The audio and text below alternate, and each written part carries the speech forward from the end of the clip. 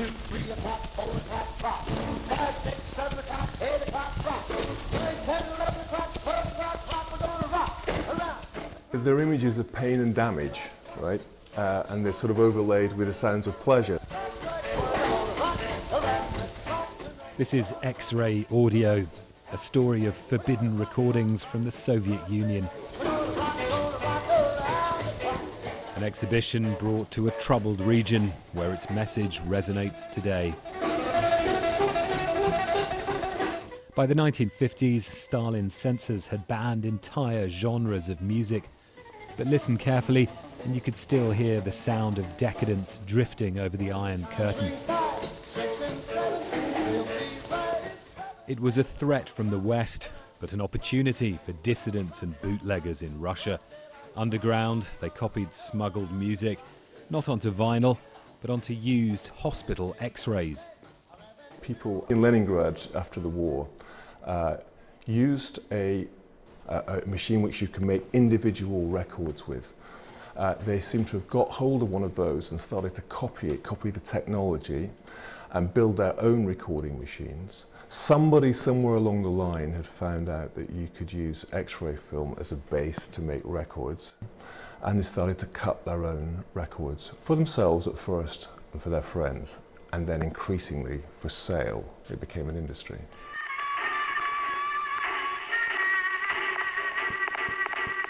Well, that's the very first record that I found in St. Petersburg 5 years ago.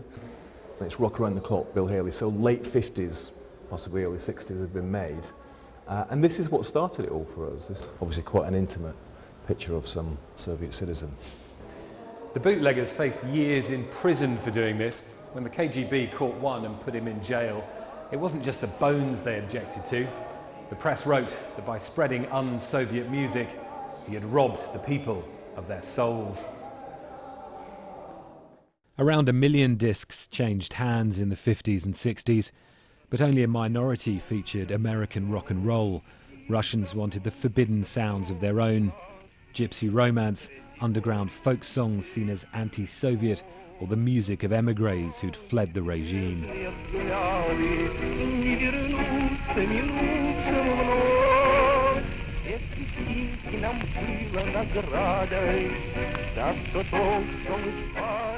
It became known as music on the bone. A record might cost you a bottle of vodka. Dealers paid a higher price. Rudy Fuchs spent his youth cutting discs. He went to jail for it. It was freedom in music. They don't like it. That's it. Russian-speaking Jews left the former Soviet Union for Israel in their hundreds of thousands. There is an understanding audience here. And X-ray audio was brought to Tel Aviv, say its curators, because culture wars, music as resistance, echo in Israel and the occupied territories and across the Middle East today.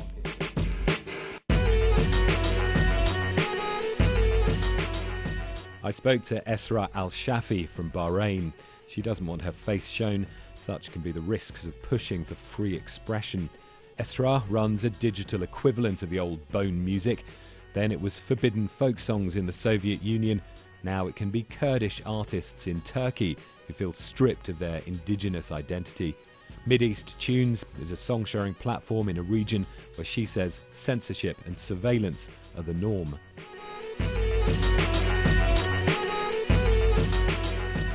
We have had artists for sure who have been arrested in places like Morocco and places like Turkey. We've had Kurdish artists who have been harassed, intimidated.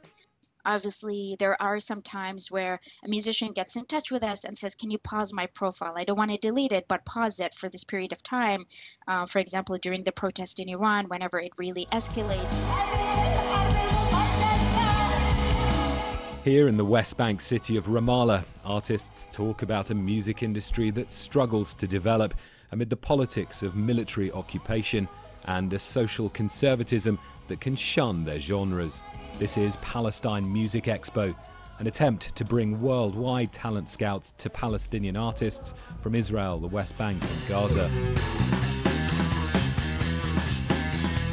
Jawan Safadi faced police investigations, both in Israel, who accused him of inciting violence with a song lyric. He was cleared after 2 years of inquiries, and in Jordan, where he was held after a concert and accused of insulting religion.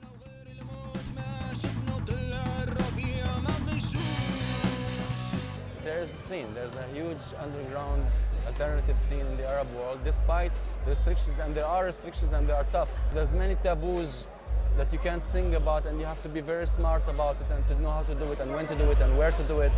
So, but you do it. Music seems to find its strongest voice with something to push against. One of the UK delegates here told me a vibrant underground music scene he found on his visits to Moscow simply faded away after communism collapsed. Even underground art ends up ossified, but the forbidden sounds keep finding new places to thrive.